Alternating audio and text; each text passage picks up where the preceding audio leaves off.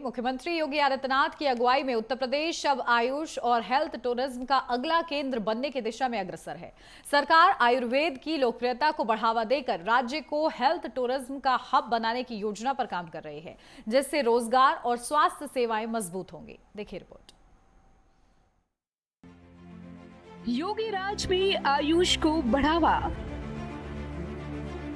Health tourism में UP का डंका, आयुर्वेद से यूपी बनेगा अग्रणी। योगी सरकार से आयुष को गति, धार्मिक संघ स्वास्थ्य पर्यटन की उड़ान, प्रयागराज महाकुंभ, अयोध्या में रामलला मंदिर और काशी विश्वनाथ कॉरिडोर के जरिए धार्मिक टूरिज्म में इतिहास रचने के बाद योगी सरकार का जोर अब हेल्थ टूरिज्म पर है। इसमें चिकित्सा की परंपरागत विधा आयुष पर खासा फोकस है। अभी 23 फरवरी को एक कार्यक्रम में मुख्यमंत्री योगी आदित्यनाथ ने कहा भी था, धर्म के बाद उत्तर प्रदेश हेल्थ टूरिज्म में भी नंबर 1 बनेगा। इसके लिए हमें अपने इलाज को प्राचीन विधाओं और दादी नानी के नुस्खों को संग्रहित करने का आवश्यकता है, क्योंकि निरोगी काया ही सबसे बड़ा सुख है। आयुष क्षेत्र की संभावनाएं। आयुष संभावनाओं का क्षेत्र है। बिना किसी दुष्प्रभाव के निरोग और रोग होने पर इलाज का एक परंपरागत एवं प्रभावी जरिया है। एक तरह से योग भी इसका हिस्सा है।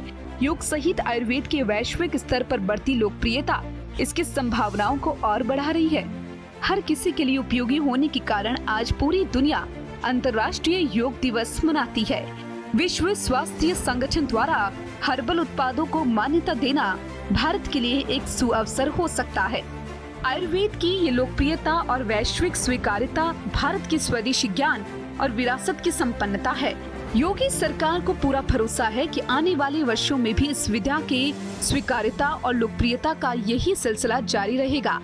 इसीलिए सरकार का पूरा फोकस इस परंपरा को विज्ञान से जोड़ने का है, ताकि आयुर्वेद प्रदेश, देश और दुनिया को आरोग्य की राह दिखा सके। जब ऐसा होगा तब उत्तर प्रदेश इसका अग्रणी खिलाड़ी होगा। यही योगी सरकार की मंशा भी है। इसको केंद्र में रखकर इस विधा की प्रोत्साहन के लिए प्रयास भी किए जा रहे हैं।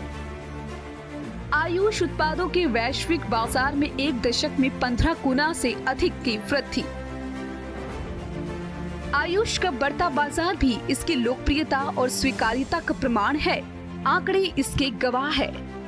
वर्ष 2014 में आयुष उत्पादों का वैश्विक बाजार 2.85 अरब अमेरिकी डॉलर का था, जो 2024 में बढ़कर 43.4 अरब डॉलर का हो गया। यह 10 साल में 15 गुना से अधिक की वृद्धि है। 100 से अधिक देशों में भारत के बने हर्बल उत्पाद निर्यात किए जाते हैं।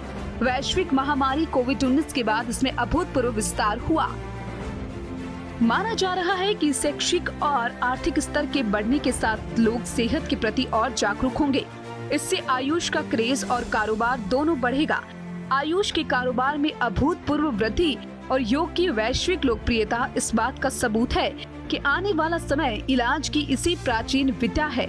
चूँकि उत्तर प्रदेश धन्वंतरी की धरती है, योग को क्रियात्मक स्वरूप देकर इसे हर किसी के लिए उपयोगी बनाने का श्रेय गुरु गोरक्षनाथ को जाता है। इसीलिए उत्तर प्रदेश में इसकी संभावना और बढ़ जाती है। आयुष संपन्न स्वदेशी ज्ञान और विरासत की संपन्नता का प्रमाण। आयुष की ये लोकप्रियताएं और स्वीकार्यता हमारे संपन्न स्वदेशी ज्ञान और विरासत का संपन्नता का प्रमाण है। यही क्रम अगर ऐसे ही जारी रहता है तो परंपरा और विज्ञान के संगम के जरिए आयुष पूरी दुनिया को आरोग्यता की राहत दिखा सकता है। भविष्य की इन्हीं व्यापक संभावनाओं के मद्देनजर मुख्यमंत्री योगी आदित्यनाथ उत्तर प्रदेश को आयुष के लिहाज से देश में अग्रणी श्रेणी में लाना चाहते हैं। ऐसा होने पर उत्तर प्रदेश धार्मिक टूरिज्म के बाद हेल्थ और वेलनेस टूरिज्म का भी बड़ा केंद्र बन जाएगा। आयुष की बेहतरी के लिए किए जाने वाली प्रयास। गोरखपुर में महायोगी गुरु गोरखनाथ के नाम से प्रदेश का पहला आयुष विश्वविद्यालय लगभग बनकर पूरा है। इसमें नियमित कुलपति की नियुक्ति भी हो चुकी है। साथ ही ओपीडी का संचालन भी हो रहा है। ये विश्वविद्यालय गोरखपुर के पीपरी में स्थित है। उम्मीद है कि इस साल के अंत तक ये पूरी क्षमता से लोगों को आरोग्यता प्रदान करने लगेगा। मुख्यमंत्री योगी आदित्यनाथ कई बार कह चुके हैं कि आयुष चिकित्सा पद्धति सिर्फ संपूर्ण आरोग्यता के लिए ही महत्वपूर्ण नहीं है, बल्कि इस क्षेत्र में हेल्थ टूरिज्म से रोजगार की असीम संभावनाएं भी है। आयुष विश्वविद्यालय न केवल इस विद्या के अन्य संस्थानों का नियंत्रण करेगा, बल्कि पाठ्यक्रमों में एक रूपता लाकर उसे और उपयोगी बनाएगा। अयोध्या का आयुष और काशी का होम्योपैथिक कॉलेज भी शीघ्र चालू होगा। अयोध्या में राजकीय आयुर्वेदिक और वाराणसी में राजकीय होम्योपैथिक कॉलेज भी शीघ्र संचालित होने लगेंगे। फिलहाल प्रदेश में इस समय 2110 आयुर्वेदिक, 254 यूनानी, 1585 होम्योपैथिक चिकित्सालय है।